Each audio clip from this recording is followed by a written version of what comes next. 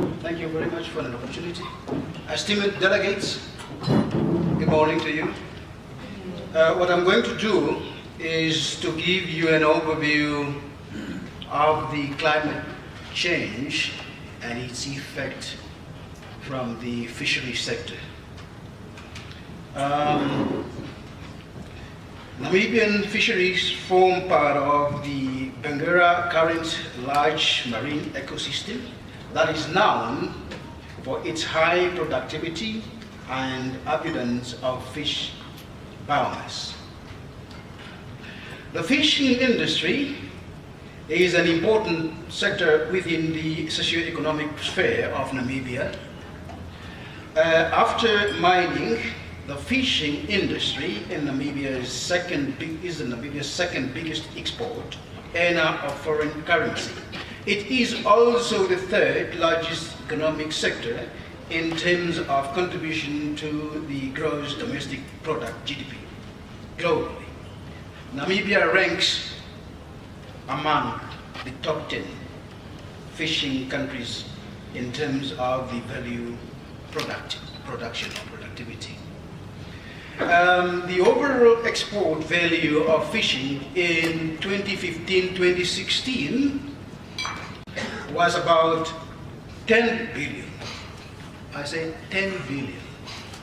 Where, if converted from the various foreign currencies received, and the industry provides direct employment to about 14,000 people, with women comprising an important part of the workforce, especially in processing factories. So the industry mainly procures locally and hence contributes to the government goal of equitable wealth distribution from our fisheries to all Namibians, so to say.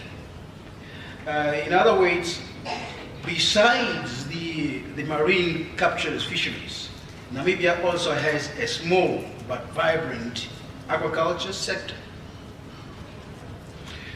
Marine aquaculture enterprises currently produce abalone, oysters, mussels, and seaweed in litteries, sea lagoons, and salt ponds of Walvis Bay and Swakopmund. Now, the inland capture fisheries exist in the northeast and northwest of Namibia, where various types of tilapia species and catfish are harvested from rivers and floodplains. Commercial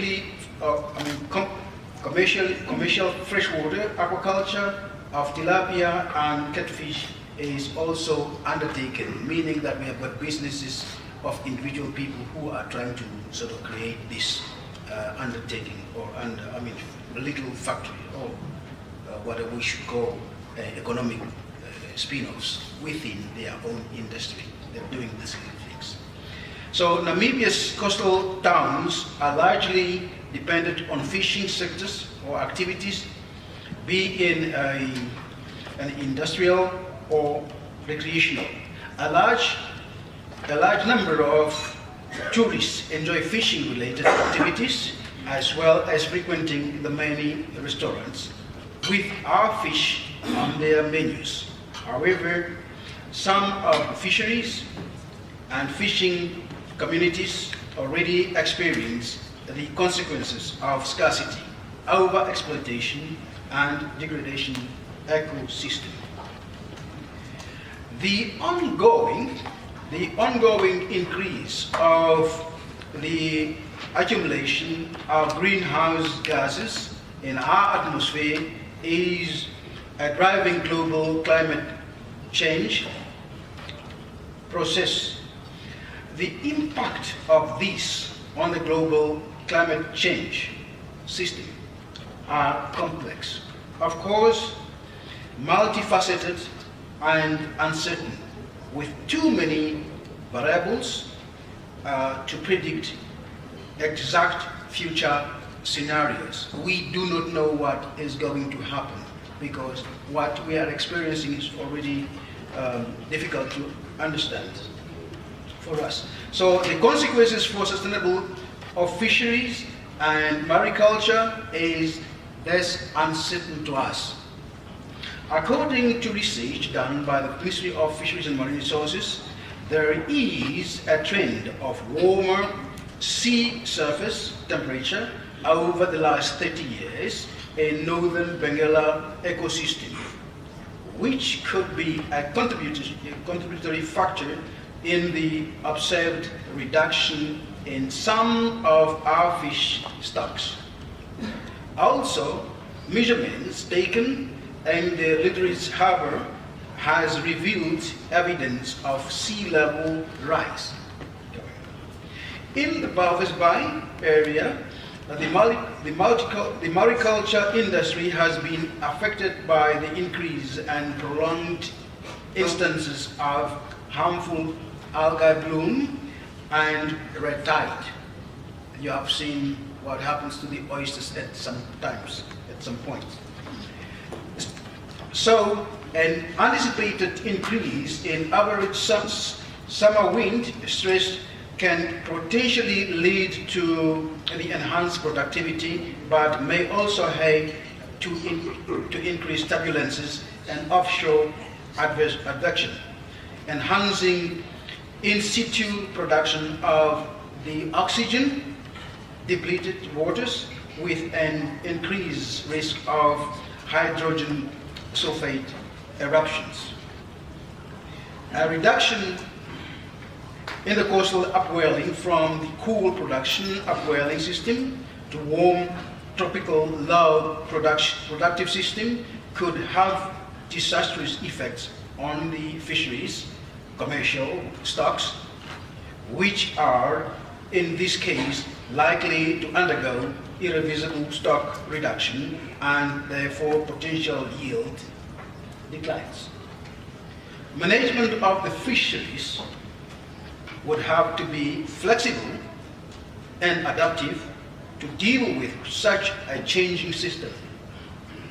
Therefore, these indicators of change demonstrate the agency for assessing the vulnerability of different fisheries and fishing communities to undergoing climate change and vulnerability, as well as to take the necessary steps to increase the resilience of those considered most vulnerable, meaning that we will have to change our lifestyle if we are to want to live within our means, given the climate change.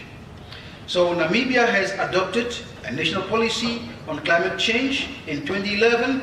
This was in response to the fact that Namibia is recognized as one of the countries most vulnerable to the impact of climate change. Within this policy, it is well documented that Namibia's marine fisheries rely on the nutrients-rich upwelling system, and thus that the system is threatened by possible changes charges brought by climate change. The project Enhancing Climate Change Resilience in the Benguela Current System is a combined effort by the Benguela Current Commission, the government of Angola, Namibia, and South Africa, FAO, and the Global Environment Facility, GEF. So the goal of the project is to build resilient and reduce the vulnerability to climate variability and change of the nature of the marine fisheries and mariculture sector within the BCLME. Through strengthening adaptive capacity and implementing participatory and integrated strategies in order to ensure food and livelihood security.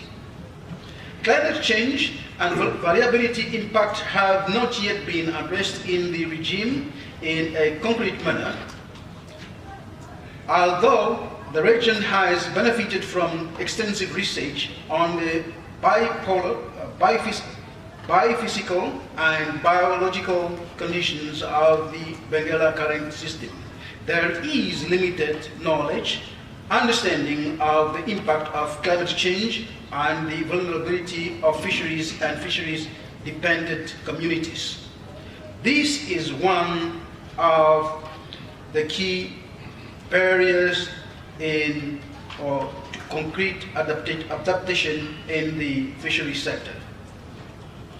The project has been structured into three interlinked technical components. One component of one which aims to ensure that national and regional policies and plans give the consideration, including well-defined actions, to the likely implication of climate change and variability.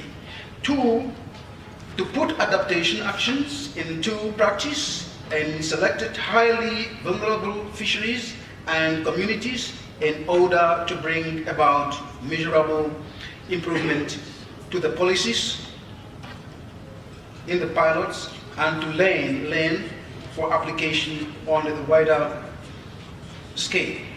And lastly, to increase both awareness and capacity to enable and promote a proactive, forward-looking approach to climate change. Three of these components will be supported by a cross-cutting monitoring, evaluation, and adaptation learning component. The component will ensure a systematic monitoring and evaluation of progress towards the achievement of the objectives. Then, just to conclude, to highlight having highlighted what we are experiencing as a sector, we feel that this discussion, this forum, will keep on monitoring the socio-economic effect and impact of the climate change and the fishing sector. Therefore, this forum should just not discuss, but should create activities that would put to rest some of the factors that are contributing to the climate change within our lifetime. I thank you.